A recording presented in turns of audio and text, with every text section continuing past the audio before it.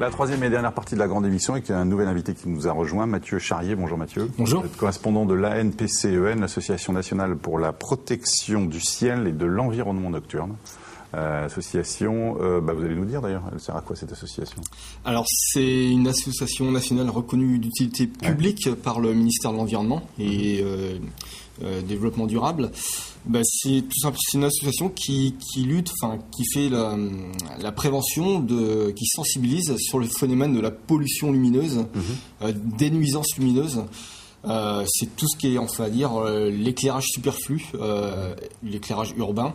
Faut savoir que on est dans un contexte justement d'économie d'énergie, et puis aussi cette nuit noire qui a disparu parce que en fait l'astronomie par exemple c'était la première science de l'homme, et puis la biodiversité est calée sur une alternance jour et nuit. Et donc l'être humain, la biodiversité de la faune nocturne, de la flore nocturne, tout est calé sur cet aspect d'alternance. Et quand il y a de la lumière dans une ville, ça perturbe la biodiversité? Tout à fait, oui, ça perturbe.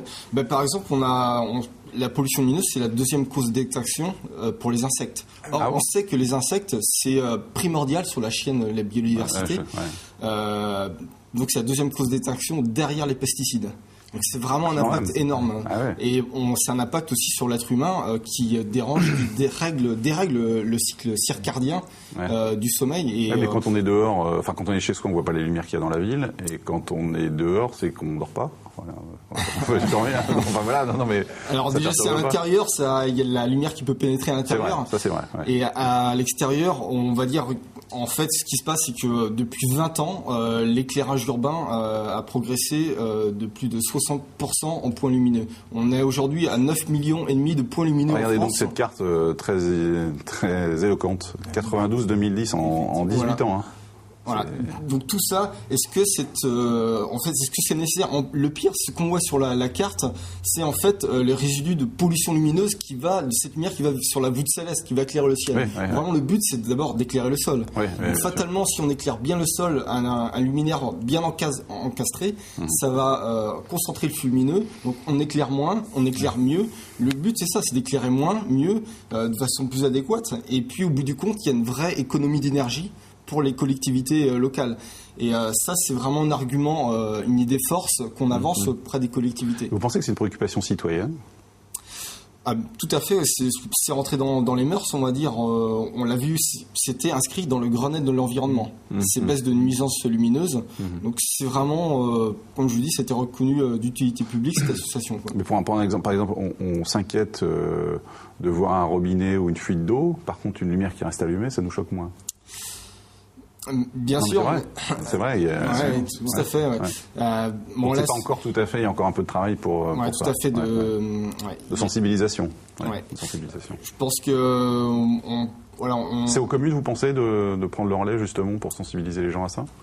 Alors nous on les appuie, on appuie les communes, c'est un peu notre but, et puis justement on essaye de promouvoir via des actions concrètes, justement via le label Ville et Village Étoilés. On va y en parler dans un instant. Et puis la charte. Et la charte que vous avez signée notamment avec le Pays de la Châtaigneraie. La recette, et puis on va reparler de ça dans un instant.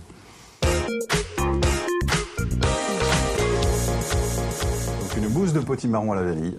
Le potimarron se fait aussi en dessert. Alors comment on fait ça, Nicolas? Donc notre potimarron, c'est celui-ci. Alors je disais, des fois il est complètement orange, il n'est pas nervuré comme ça vert. Donc on va l'éplucher, mais grossièrement, on va juste enlever les parties dures parce que la peau est fine, donc elle peut se manger. Ah ouais, d'accord. On les pépine, donc on le coupe en deux, on les pépine, on enlève ça. Donc on enlève la peau, mais un tout petit peu. Oui, juste les parties dures qui vont rester dures à la cuisson. Après, le reste, on peut laisser. En plus, ça va colorer un peu la mousse. Après, on coupe tout en petits morceaux? En gros morceaux, parce que plus on coupe petit, plus ça va se gorger. D'accord. D'eau. Ah, d'accord. Ok. Donc, on coupe. C'est pour ça qu'on fait les pommes de terre en robe des champs aussi. D'accord. Pour éviter qu'il y ait. C'est pas prendre trop d'eau. Donc on coupe en gros morceaux et on cuit dans un sirop avec moitié de sucre. Donc pour 1 litre d'eau, on met 500 grammes de sucre. 1 litre d'eau, 500 grammes de sucre, d'accord. Voilà. Donc là, pour une petite... voilà, je pense qu'un litre, c'est assez là. 1 litre, ça suffit, d'accord. 1 litre, 500 grammes de sucre, d'accord. Donc on a fait cuire avant? Non. On le met cru comme ça dans le sirop. D'accord. Mais le sirop, on l'a fait déjà avant? Oui, on fait fondre juste le sucre. On fait une ébullition, on met notre potimarron dedans. D'accord. On pique pour voir si c'est mou. Voir si c'est cuit, voilà. Quand la lame du couteau rentre bien, c'est que c'est cuit. Après, on égoutte On mixe avec une gousse de vanille. Donc on prend une gousse de vanille, on gratte, on met ça dans notre mixeur. On réduit tout ça en purée bien lisse. Et après, donc cette base de purée de potimarron, on va y ajouter moitié crème. Donc pour 300 grammes. Donc on pèse la purée. Voilà. Et on peut faire à vue d'œil. Hein. Ouais. Et on met moitié en crème montée. En crème montée. En crème chantilly. Ah, en crème chantilly, d'accord. Voilà. Crème fond de chantilly, un truc pour bien la faire, c'est quoi? Crème chantilly, travailler déjà très froid. Donc mettre les ustensiles au frigo. C'est surtout ça en fait. La crème après elle monte bien. Et puis il faut prendre une crème avec au moins 40 de matière grasse. Bah tiens, tant qu'à faire. S'il n'y a pas de matière, en fait s'il n'y a pas de matière, c'est la matière grasse qui fait que ça vient. D'accord. Qui s'émulsionne. Et on mélange tout ça. Voilà. Doucement. Donc après, doucement, on mélange notre purée froide, surtout froide, parce que si elle est chaude, la chantilly va tomber. Si on veut la faire un peu en avance, on peut rajouter une ou deux feuilles de gélatine dans notre purée de potimarron. Ça va lui permettre de tenir jusqu'au soir. Et voilà, et après, donc là j'en ai fait un petit peu pour vous faire goûter. Donc c'est ça, potimarron. Et là j'ai fait des petites tuiles chocolat. Oh, c'est bon ça. Ça c'est beau ça, avec la petite tuile chocolat. On va pas vous demander la recette de la tuile chocolat parce que ça va être... Si, ça va, je vais faire en même temps. Donc là j'ai 100 grammes de sucre glace. 30 grammes de farine. D'accord. 30 grammes, donc là j'ai mis 30 grammes de café. Ça peut être de l'eau, ça peut être un liquide. De café, ah oui, de café. Oui, de café liquide. Voilà. Merci. 40 grammes de beurre fondu. Et 15 grammes de cacao en poudre. D'accord, n'importe quoi. Et après, voilà, ça fait un petit appareil à tuiles. Et après, on fait des petits tas sur une plaque à pâtisserie. Comment vous faites ça vous mettez très fin. Après, je prends la cuillère. Non, je prends la cuillère, puis je fais des petits tas comme ça sur ma plaque à pâtisserie. Et après, au four. Et après, au four, 6 minutes à 180. Et là, les tuiles, avec la chaleur, le beurre vont s'étaler toutes seules. Très bien. On mélange tout ce que vous nous avez dit, tous les ingrédients. On mélange tout. C'est facile comme tout, on mélange tout. Et après, on fait des petits tas. 6 minutes à 180 et... Voilà, donc c'est découvrir le potimarron en version sucrée. Très bien. Je trouve que ça va bien avec le chocolat, la vanille. Après, à la maison, on peut récupérer un peu la cuisson du potimarron, faire réduire un petit peu, puis rajouter un peu de rhum dedans. Ça se marie très bien. C'est très bien. Voilà, ça vous fait un petit délicieux. Mathieu, ça vous a plu? Très très bon. Voilà, et puis c'est facile à faire.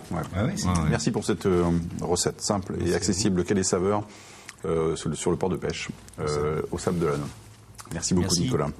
On va retrouver notre chronique photo hebdomadaire. C'est aujourd'hui, je vais y arriver. J'aurais pas déjà dû le manger après.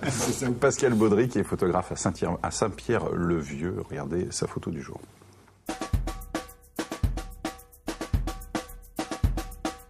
L'image présentée aujourd'hui est issue d'une série que j'ai intitulée Les gens du Marais. C'est un travail personnel que je fais actuellement. Et c'est un portrait en situation. Donc, quand on regarde bien, on s'aperçoit qu'on est dans une cabane de jardin, qu'il y a l'ardoise où il y a décrit dessus casse-croûte, il y a une photographie avec plusieurs personnes dessus, on imagine que c'est des copains, il y a le calendrier lunaire, ça donne le petit côté quand même professionnel à ce jardinier, on voit le potimarron, la courge au trésor, donc déjà tout un programme, et puis quand on regarde derrière en deuxième plan, il y a un petit tabouret de jardinier, il y a des bottillons de jardin, il y a quelques produits pour le jardinage. Et puis ensuite, on arrive sur le regard bleu comme sa cote de jardin et son sourire du producteur amateur, fier de sa production. Ce portrait est vraiment spécial pour moi, car ce monsieur s'appelle Gabriel Baudry et c'est mon père. Cette photo a été faite en juillet 2012 et donc elle est issue d'une série qui s'appelle Les gens du Marais.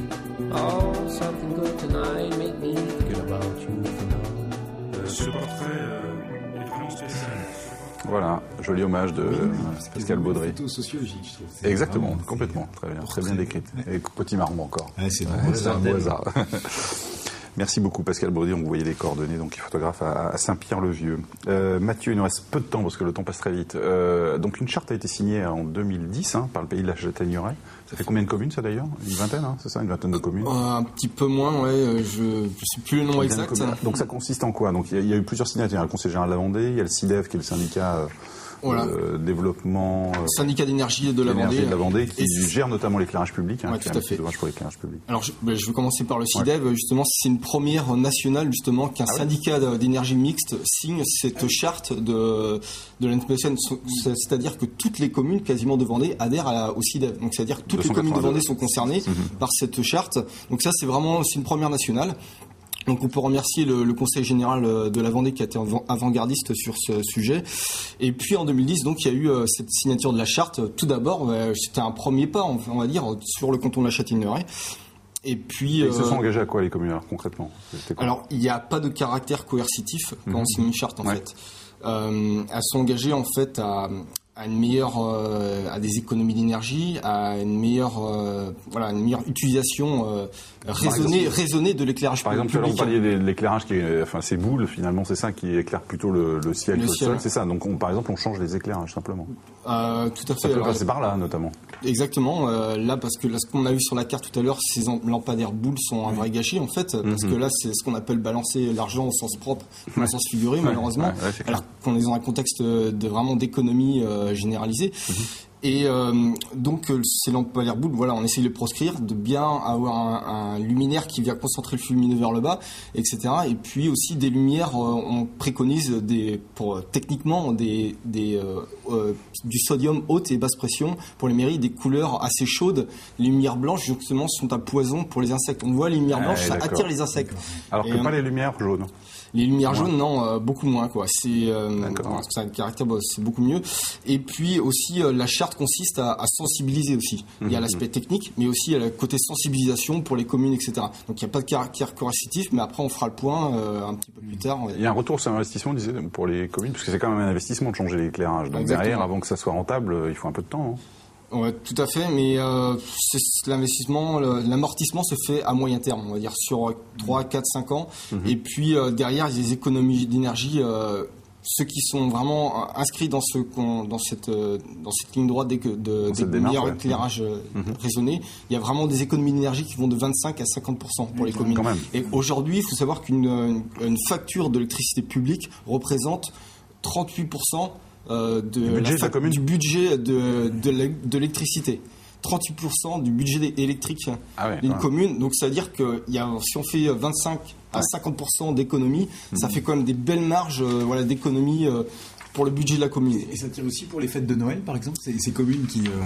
Alors, justement, il y a eu un arrêté public national qui a été rendu au 1er juillet 2013 sur l'extraction des lumières entre 1h et 7h. Voilà, entre 1h et 7h pour les façades et même bâtiments patrimoine.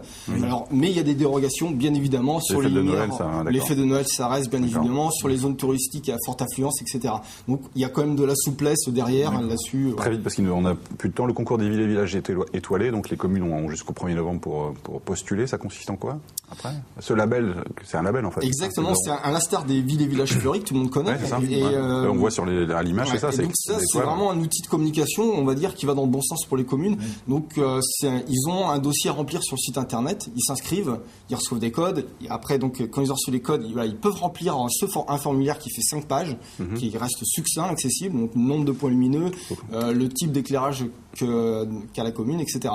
Donc voilà, c'est vraiment le but, c'est de promouvoir, d'aider la commune qui fait des efforts. La commune qui fait donc on verra des pancartes maintenant à l'entrée des communes. Exactement, à l'entrée des communes. Et aujourd'hui, il y a 5 communes en Vendée qui sont déjà labellisées. Donc il y a Beauvoir-sur-Mer qui a 2 étoiles, Réaumur et la Guyonnière près de Montaigu qui ont 3 étoiles, et puis 4 étoiles pour la Chapelle-aux-Lys et Breuil-Barré. 2 communes qui sont dans le canton justement, la Châtaigneraie, et qui ont été avant-gardistes. Et c'est à la Chapelle-aux-Lys, au Festival Astrolys d'astronomie, qu'a été signée justement la charte. Parce que c'est vrai que la pollution la nuit de la lumière pour les astronomes, voilà.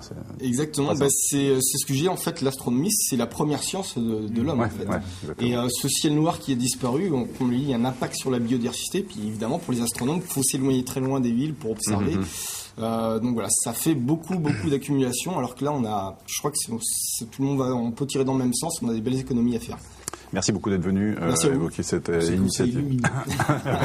Très bien, Jérôme, très bien. Merci Jérôme, merci Nicolas. Merci de nous avoir suivis. Demain, grande émission spéciale, 1 heure, en compagnie de l'équipe du film En solitaire, Jean Cotin, le producteur, Christophe Offenstein, le réalisateur, Samy Séguin, l'un des acteurs, et François Cluzet. Ils seront tous les 4 en vrai, mais ce ne sera pas un clone, sur le plateau de la grande émission. À demain, au revoir.